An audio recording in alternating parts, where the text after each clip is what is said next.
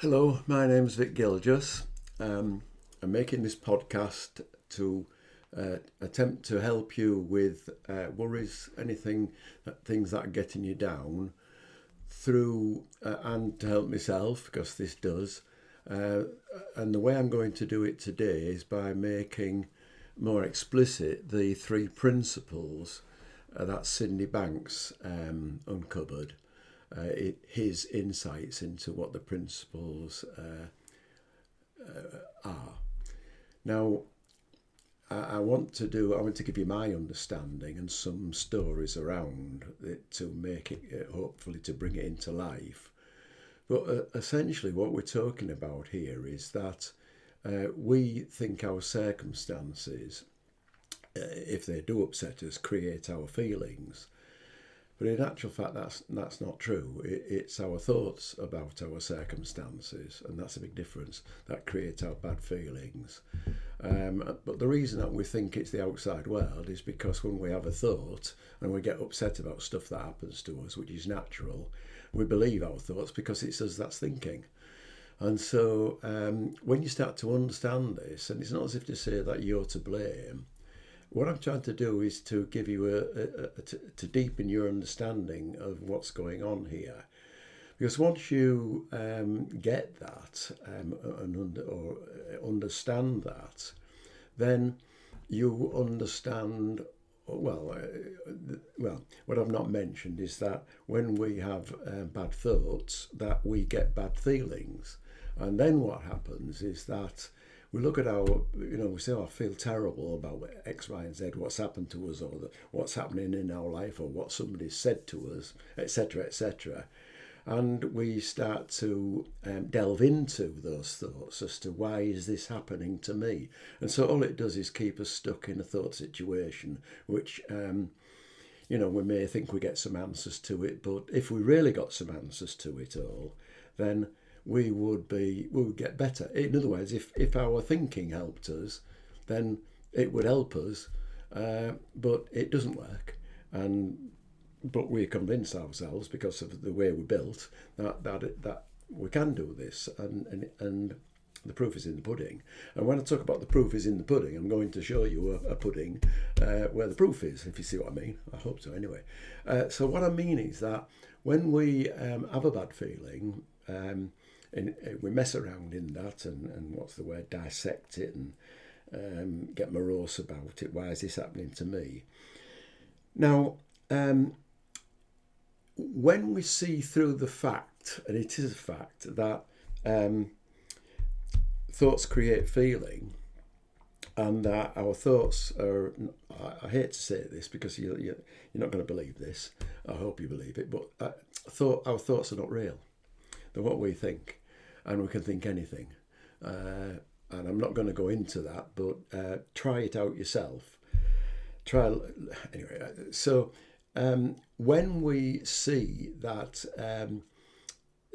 our thoughts is, why do we take them so seriously? Why do we in fact, the more we focus on them, the more they get solid and become real, and even more real. And the more we try to get into it, the more attachment we get to those thoughts, and so the vicious cycle just goes on and on. Now, the insight that Sydney Banks came up with, and 50 years ago, is that when we realise this, that's not working, that the thought thing isn't working. So in other words, it's like, well, not doing that. In other words, kind of going quiet to our thoughts, quietening down to them, not taking them so seriously, not holding on to them, not analysing them. Now that in itself, it's like not trusting someone that you found has got the hand in the till. And once you see that, you know that it's not going to work if you do trust them anymore. Right? That gives you what I would say alters your consciousness. The consciousness has a structure to it. And when you see that something doesn't work, and you are given something that does, like say, you go to work every day by a particular route, and then a mate of yours says to you, "Oh, by the way, there's a new bypass here. Try it." So he tells you where it is, and you take it, and it halves your travel to work. Now, you don't need to remember that, or you just know that it works, so you do it. Now, what I'm going to talk about is the same thing. It just works. So when you get out of this thinking around these heavy thoughts and all the rest of it, what starts to happen is, because your consciousness picks up on this, mulls it over, and actually says to you, yeah, this is true. Why do I do this? I don't have to do this. And what happens there is that less and less attention will be paid to your thoughts because of what you now know. And that means that more often you're able to get into a nice feeling. Now, let me explain this. Nice feelings just happen. We're built that way. They happen. It's a natural thing. Of course, it's a natural thing for bad thoughts to happen, but I've talked about that. When good thoughts happen, that's the juice, that's the secret, that's the insight, is when you're in a good feeling, it's a bit like intuition, you just know, right? And things are okay, you start to know, oh yeah, and you start to click. When you are in a good feeling, that is when the peace inside you that is always there comes to the forefront. Instead of being at the background with all your bad thinking, it comes to the forefront. And because you've got it in you, it's already there. So in other words, what is really being said, and I should say Sid Banks said this, there's nothing wrong with you. Underneath it all, underneath all the crap, all the thought, all the congestion and confusion and pollution of thought, there is a real you, there is a wonderful you, there is a very wise you. So, and it's accessed easily in the way I've just said. Now, I'm not just going to lecture you on this, because I seem to be doing this. What I want to tell you is some examples. Now, my previous experience, like when I was working, because I'm retired now, was in manufacturing. Well, first of all, making things myself, and then it was to manage manufacturing, to improve businesses. So when I kind of did that, so I'm talking about going into companies as a way of improving them. Now, as an engineer, I knew that with a better mousetrap, in other words, a better, more efficient machine and a better way of manufacturing, so the cogs went better this way than that way, so you become more efficient and you could produce more widgets, more products per hour. That's improving productivity.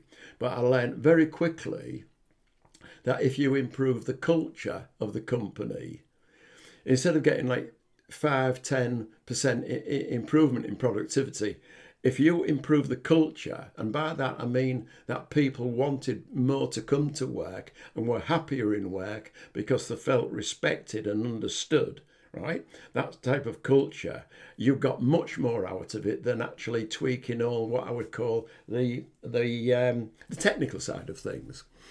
Now, I learned that, well, I suppose the hard way, but a point I'm making is that you can improve a culture, but when you take a step more individual than that to yourself, when you improve a person's understanding of why they are here and what they are doing and what more they can get out of life, by understanding what the 3 principles are, for example, then in any case, you get much more out of those people because they are okay in themselves. They're happier.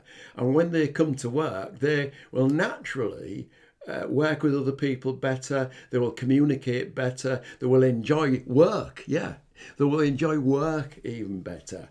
And that was, going back very early to when I first started work, there was a book I read by Douglas McGregor, I think, called The Human Enterprise. And I read that when I was 15 years of age, and I thought, wow, this is wonderful. In other words, we've got it inside us, but, you know, what stops it coming out is because we're thinking about all the, I won't say shit, all the stuff that's happening around us. So, I'm talking about embodying the principles here as a way of getting a better life. Now, I talked earlier about believing our thoughts. Let me give some more examples of this. At that age, when I was 15 and a half, a dog, I was trespassing in a farmer's field, and he set his dog on me, and I ran, which I shouldn't have done, and the dog chased me, and the dog bit me. Now, I then, as a fitter, I had to stand up all day, so, you know, pushing a file, and my leg ached, and I'll never forget this. And as a result, I become terrified of dogs. I'm serious. I used to walk across the other road if I saw a dog coming towards me. And in them days, people didn't walk dogs. You just used to see dogs around the street. But I think this took quite a while. And I think, you know, when something just clicks, is that surely not all dogs are going to bite you, that type of thing. Why am I frightened of, it's that experience, you know, the rest of it. And, you know, I stopped doing that. It become not a thing that, in other words, I stopped being frightened of my thoughts because I questioned my thoughts. So I stopped being frightened of them. And the proof was that sometimes, you know, when I walk, well, it started most times when I walked past a dog, you know, it didn't savage me to death. So I got some confidence in dogs and confidence that it was my thinking about dogs that did it. Now, give you another example of how not understanding people or understanding yourself work.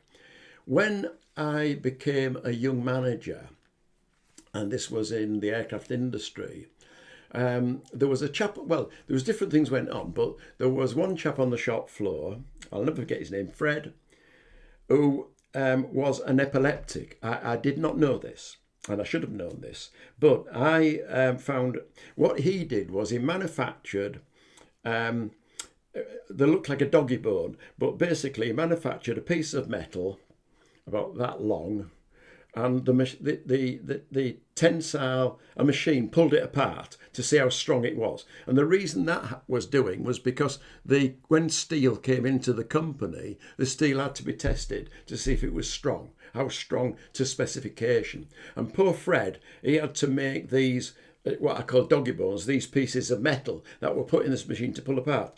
And we needed a lot, and Fred was always behind. So being a clever dick, what I did was I found a machine, yeah, that would do all this and, you know, help him. You know, he could just have to pop this, you know, piece of metal that he previously would have had to file and everything and drilled for the holes at each end.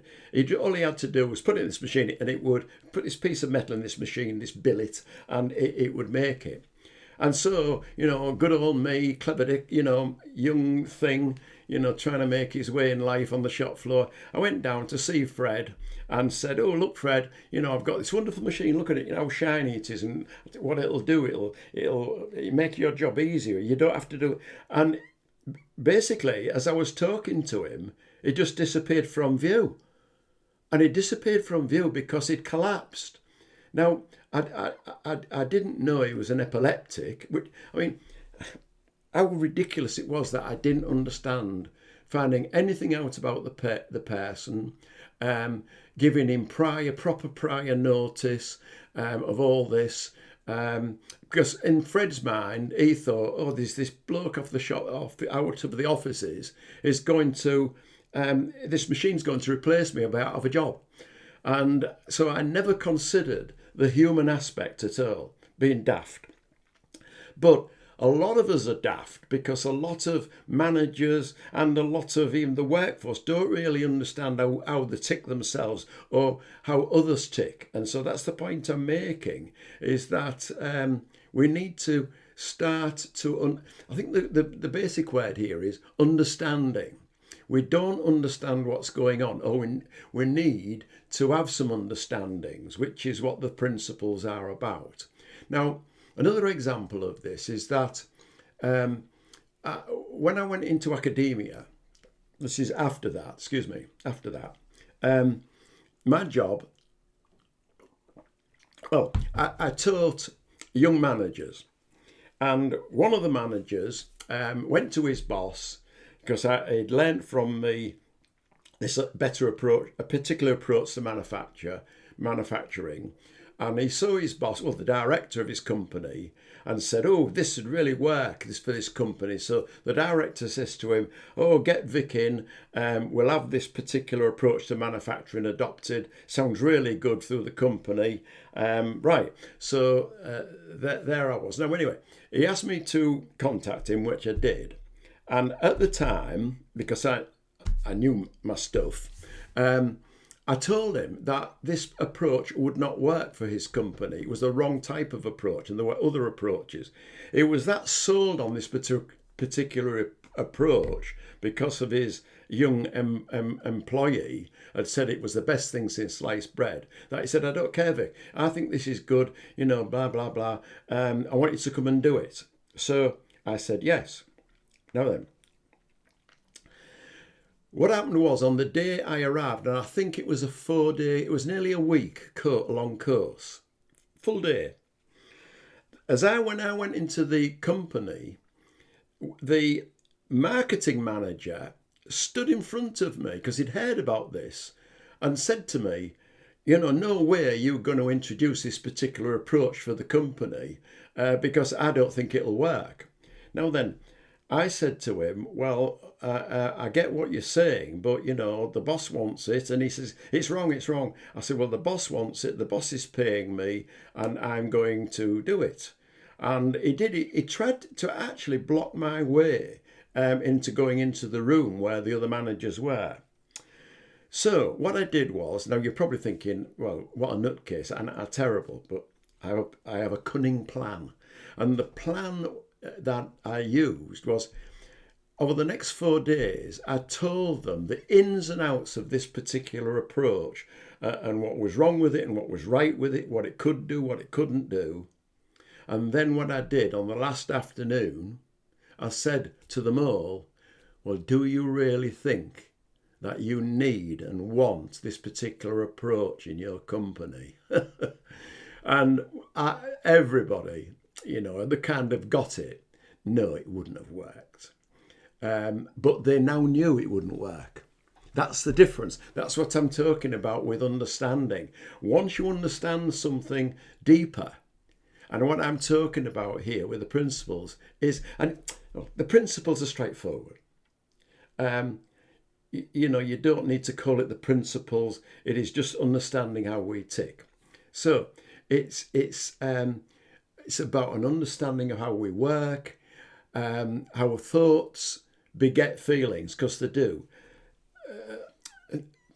Thought, feeling, oh God, this is terrible.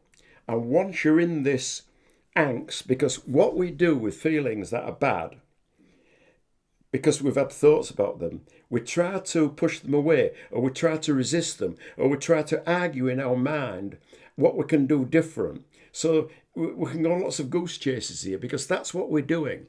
When in actual fact, we're fighting fog, really. I won't go on again about them not being real for those, but they're not. But anyway, we're fighting with fog. Now, that's not where the answers come from. If our thinking could solve our problems, it would have done so a long while ago. It would have done so in Aristotle's time, wouldn't it? Yeah? If using thought therapy ever worked, what is it? CBT, cognitive behavioural therapy, which is just analysing thoughts. If it ever worked, it would have worked by now. But I'm not knocking that, because I know that CBT is more than CBT. And so are the people who are doing it. And so they will wean you off your thoughts, hopefully. So that's all I'll say about that, without trying to diss anybody here, and I don't mean to, because people, when you get the principles, people are lovely, people are just trying their best, and I'm trying my best here to kind of inform you, to give you this understanding. Now, so yeah, what have I done here? Yeah, with this feeling that we've got, a bad feeling I'm talking about, there's a trick here, and it's wrong the word to say trick, because believing our thoughts is like believing a magic trick. It's not real.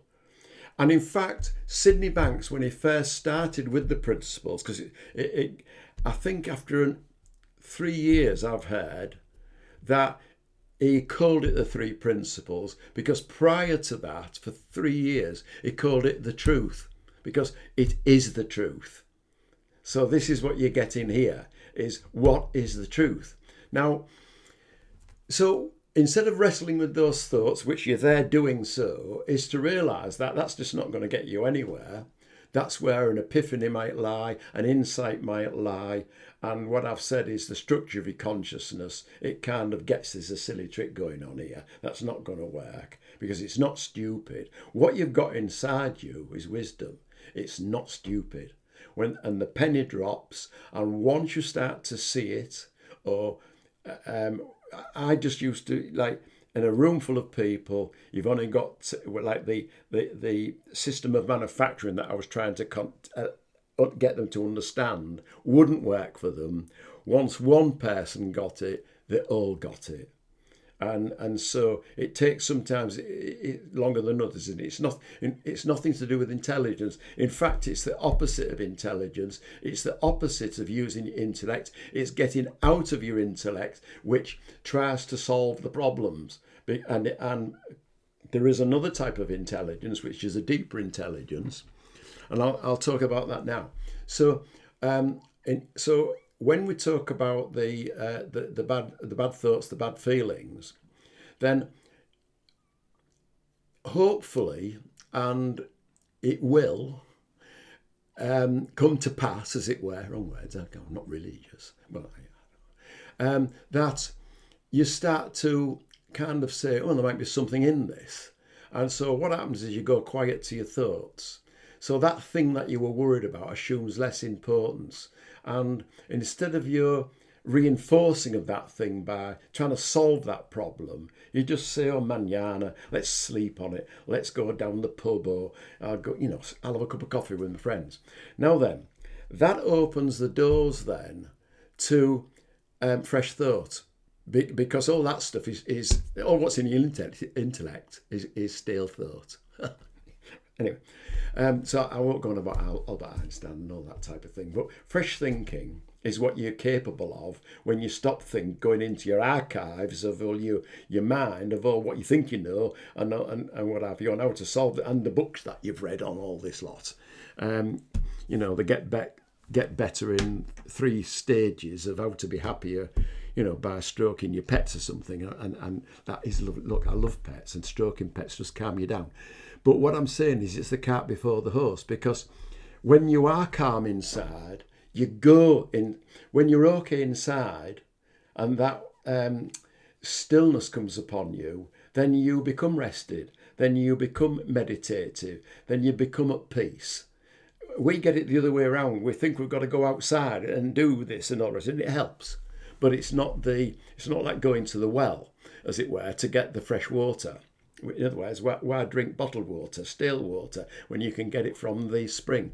Anyway, so going back to it's not a secret, is that when you get out of that way of thinking, you are more and more open to receiving the thoughts, because they're fresher. And when you get good thoughts, good feelings, now what happens is that every now and then, and this happens to all of us, as well as dropping into bad feelings, we naturally, because it's in us, we drop into good feelings. Now sometimes we may not even know why that feeling is there, or just feel have you ever, all of a sudden you wake up one day and you're feeling crap, or all of a sudden one day you're feeling a lot better, and you think, what's that? I can't think, what's going on? In other words, it's not the circumstances, it's there. It's upon you. Right. Now, once you get the good feeling, and that usually comes from a quieter mind, and I've already gone on about that, then that's where the business is, where the juice is. That's where you are open to the peace within that you've already got. It's innate in you already. You are not your illnesses. What you are already inside is fine, is okay. Right. I'm not going to go on about, well, I'm in pain. Yeah, people are in pain. But what I'm also saying is that people can suffer less when they think differently about their pain. In other words, it's a thought thing. So when we get out of the thought things, yeah, I always go on, yeah, extremes don't help. But when we do have extremes, we're bound to panic, we're bound to the shock of what's happening, we're bound to go into thoughts of this shouldn't have happened, why did this happen, who did it to me? And that again is keeping you in that. It stops the healing. When I say stops the healing, what is already inside is healed. It's there. It's ever present, but it's covered over. And I think somebody in one of they call them practitioners of the principles, they say it's like being able to see through the curtain, which stops us seeing life as it really is. So it's like the Wizard of Oz, pulling the curtain aside, because the Wizard of Oz is saying, ooh, if you don't do this, I'm going to get you, and this steam and these bells and all the rest of it. And the dog starts barking and pulls the curtain away, and it's a little man on the stool with a microphone. Watch the film, The Wizard of Oz. It's great. And so it's not real. But we believe it's real because we believe our thoughts. And I'm going to say there are thoughts and there are thoughts, yes, okay. So when we do that, we open the doors to, well, should I say this? We open the doors to perception, because our consciousness is there. It's open to showing us the goodness of life. It's open, we see the sunsets in life. Life is wonderful, and it's never wonderful when we're stuck with our head in worry, and that is not us. We are, I suppose animals do worry. Dogs and cats do worry, but only if they imitate their owners. But when you look at it, we're just like animals who, when the sun rises and the warmth is on them and they're fed, they're happy. The only reason that they would not be happy is if they start thinking, oh, I don't like that dog over there, or, etc., because that's what humans do with our intelligence. We start analysing and looking and comparing and getting fed up with, why is this poor me and all the rest of it. And yeah, there are a lot of poor me's, but the point is, I've met these people who, I'm going on the wrong tack here, but what I'm saying is that some people can be in a war zone and they can be okay. But some people who are in paradise practically, not in a war zone, they're well fed, they're well healed and well housed and all the rest of it. In their minds, they are in a war zone. So that's the difference. So, this afternoon I was in the pub. Now, I wasn't drinking, I was having a meal with some friends, and we went outside because this is a heat wave, which is tending to get a bit easier now. We sat out in this pub garden and having a really nice chat, and there was a lovely lady there, and she was saying how she made a list of her problems so that she could solve them and get on with them. And then as she thought she had kind of conquered that particular problem because it was there and it was a number one problem, she then went on to number two problem and then number three problem and all the rest of it. And what I'm saying is, just thinking about that and putting it on the list just keeps it alive. This is falling into that trap. If you didn't have the to-do list on problems, you would just be getting on with life. So in other words, when you're going out into the world, it is possible to not be saying to yourself, oh, I'm worried about this meeting this afternoon, or, oh, how will I pay the gas bill? In other words, start sniffing the breeze and just like, I'm alive, I'm okay. And what happens is that once you're in this state of mind, this better state of mind, because you're not concentrating on your problems, solutions come to you as how to deal better with your problems. And when I say, what happens here, there is many problems, one solution. And what I mean by that is that everybody has different problems. And the one solution is basically that innately you are okay inside, and once you drop into that through the good feeling, and that's through going quiet, a quietened mind, okay, realizing and getting the penny to drop that it's a busy mind that causes problems, and that a quiet mind naturally starts to solve them. In other words, you will start to know what to do when situations arise, what to do better, because you've got clarity. And that clarity comes from what you've already got better inside of you. Okay? That's how it works.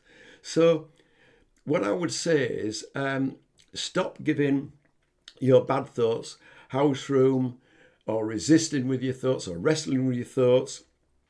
And I know it's a bad metaphor, but,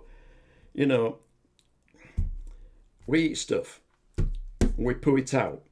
Poo out the crap, or crap out the poo, whatever, I don't know, I'm talking silly now. But look, I'm sorry if I'm being rude, but what I'm saying is our body is naturally built to get rid of waste. And our body is naturally built to get rid of, and it does do, to get rid of the bad feelings that are caused through worry. And in fact, what I will say is, because I've been there, is that when you do hit rock bottom, and I know many of you have, I'm sure there are times that when you've been on your backside, what I call the backside in the ring of life, it's then that you just kind of are quite content to have a cup of tea and just to be breathing, right? And so that's when grace descends upon you, because it's always there. It's always got your back. Life has got your back. And sometimes we forget that, but it's there. It's there for everybody, because it's a wonderful life. It is. And so it's there for you to enjoy. Now then, have I missed anything out? Just drop into that deeper feeling. And I think then it's when your resentments, well, it's the opposite. Stop all that. Because when you drop into that space, which we've all got, that innate in us space, and I don't know where it is. People say it's in the heart and all the rest of it, but no, it's just there. Maybe it's spirit. Maybe it's our soul. I don't understand that, but I know it's there, and it is there, and it knows, and it helps us. And when you start to trust that, and I'm not selling you snake oil here, because I know that when you trust that, it's like miracles. It's like you get the wind behind your back, and you start to enjoy the peace that is already there. And with that peace comes wisdom, comes an understanding, a deeper understanding every time. And that guides you, not this. Okay? So I've gone on a bit. I hope you've enjoyed it. I hope that helps you. And thank you very much for listening to me and watching. Thank you.